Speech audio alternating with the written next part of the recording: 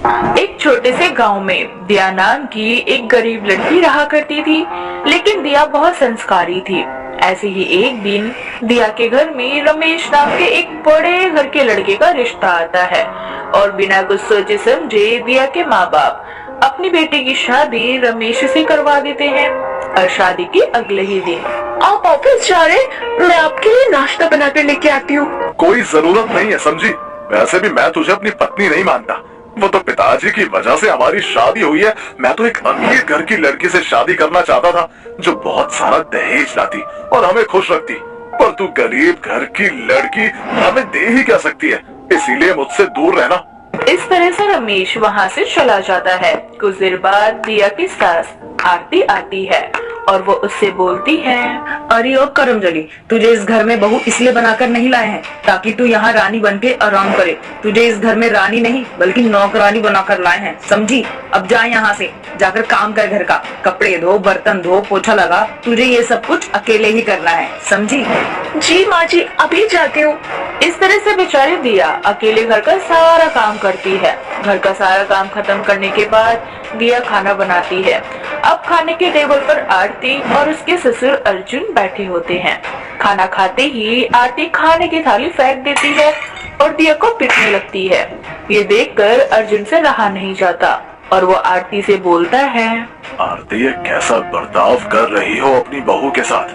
वो बहू है इस घर की। अरे बहू होगी तुम्हारे लिए, मेरे और मेरे बेटे के लिए ये इस घर की सिर्फ और सिर्फ एक नौकरानी है, समझे? इस तरह से आरती अपनी बहू को पीटकर चली जाती है, लेकिन अर्जुन अपनी बहू की बहुत देखभाल करता है और उसे एक बेटे की तरह रखता है। इसी तरह से समय बीत जाता है और अर्जुन की तबीयत खराब हो जाती है। तबीयत खराब होने की वजह से एक दिन अर्जुन चल बसता है। अब दिया के साथ कोई नहीं होता जो उसकी सहायता कर सके। ससुर के जाने के बाद दिया अपने घर पर पूरी तरह से अकेली हो चुकी थी। अब दिन रात उसका पति और उसकी सास उस पर अत्याचार करते हैं और वो चुपचाप सहती रहती है। ऐसे ही कुछ दिन बीत जाते हैं और एक दिन, लातों के भूत बातों से नहीं मानते। जब तक मैं तुझे मारता नहीं हूँ तब तक तुझसे एक काम नहीं होता। इतनी बार तुझे मैंने बोला है तू इस घर की नौकरानी है, इसीलिए तू इस कमरे में नहीं बाहर हॉल में सोएगी। और मेरी फाइल तूने कहाँ रखी? तेरी वजह से मेरी मीटिंग छूट गई। मैं सच बोल रही हूँ, मैंने आपकी फाइल आपके हाथों में ही दी थी। आपसे गुम हुई है आपकी फाइल और मैं अपने कमरे में सोने नहीं आई थी। मैं तो यहाँ बस बिस्तर ठीक करने के लिए आई थी। जुबान लड़ाती है मुझसे, रुक मैं अभी तुझे बताता हूँ। इस तरह से एक बार फिर रमेश आरती को मारने लगता है और वहाँ से चला जाता है। अब बेचारी दिया से और अत्याचार बर्दाश्त नहीं होता और वो मरने के लिए एक खाई के पास जाती है। अब जैसे ही दिया खाई से कूदने ही वाली होती है कि तभी वहाँ उसके ससुर की आत्मा प्रकट हो जाती है जो उसे आशीर्वाद देता है और उससे बोलता है, बहू, मैं जीते जी तो तेरे लिए कुछ ना कर सका, पर मरने के बाद मैं अपनी सारी शक्तियाँ तुझे देता हूँ।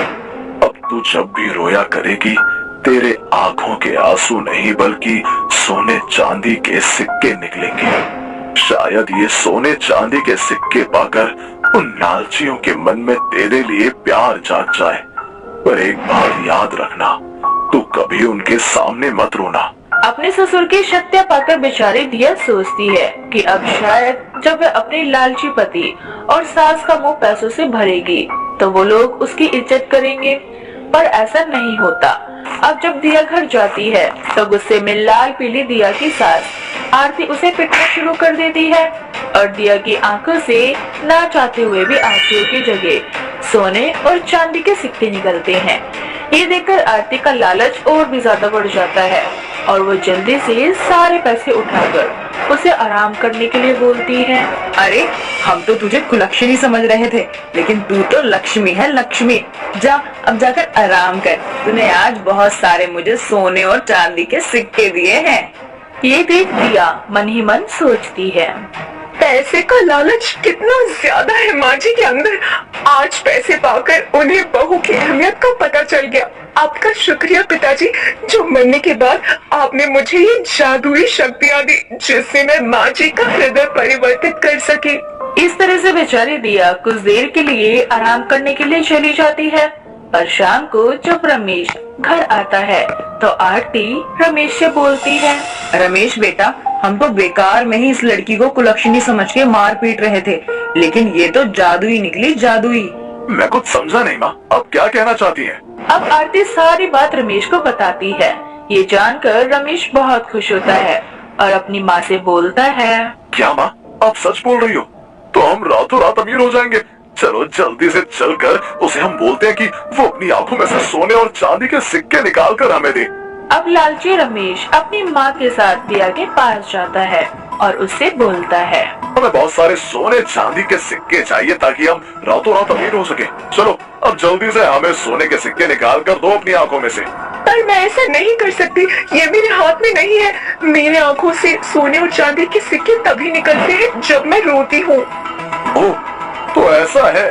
फिर तो हम तुझे बहुत रुलाएंगे और तब तक रुलाते रहेंगे जब तक हम अमीर ना हो जाएं। इस तरह से रमेश दिया को मारने लगता है और जब दिया रोती है तो उसके आंखों से आंसू ना निकलकर सोने और चांदी के सिक्के निकलते हैं। इस तरह से अब रमेश बार बार दिया को मारता और दिया के आंखों से सोने चांदी के सिक्के निकलते। उन सोने चांदी के सिक्के को आरती उठाती और मार्केट में बेच कर आती। इस तरह से वो लोग काफी अमीर हो जाते हैं। पर इस बीच दिया की हालत बहुत खराब हो जाती है और वो एक दिन अपने ससुर को याद करती है और एक बार फिर अर्जुन की आत्मा दिया के पास आती है और उससे बोलती है, बहू, बहुत सह लिया तुमने अत्याचार और बहुत कर लिया उन लोगों ने तुम्हारे ऊपर अत्याचार। अब उन लोगों को उनके किए की सजा मिलनी है। लालच से भी उनका पेट नहीं भरा, इसीलिए अब जब तुम रोगी तो वो भी रोएंगे और अपनी सजा को भुगतेंगे। इस तरह से अर्जुन अपनी बहू को कुछ और जादुई शक्तियाँ देकर वहाँ से चला जाता है।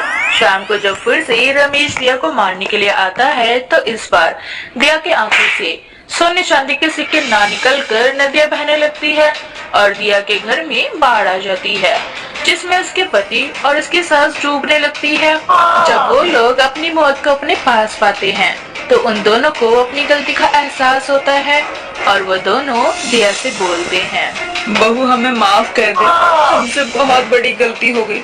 अब तू रो मत, अगर तू इसी तरह रोती रही तो हम तेरे इस आंसुओं की नदी में डूबकर मर जाएंगे। अब आप लोगों को माफी नहीं, सिर्फ और सिर्फ सजा मिलेगी। बिना किसी गलती के आप लोगों ने मुझे बहुत परेशान किया, बहुत कर मुझ पर अत्याचार। अब आप लोगों की बारी है। आप लोगों ने जैसा किया है अब आप लोग वैसे ही भुगतेंगे। और इस तरह से दिया तब तक रोती है जब तक उसका पति और उसकी सास आंसू की नदी में डूब नहीं जाते। जब उसकी सास और पति उसके आंसू की नदी में डूब जाते हैं तब एक बार फिर दिया की आंखों में से सोने और चांदी के सिक्के निकलने लगते हैं और उन्हीं सोने चांदी के सिक्के से आरती और रमेश की लाश दफन हो जाती है। जिसके बाद दिया अपनी जिंदगी की एक नई शुरुआत करती है और उस घर को छोड़कर दूसरे गांव में चली जाती।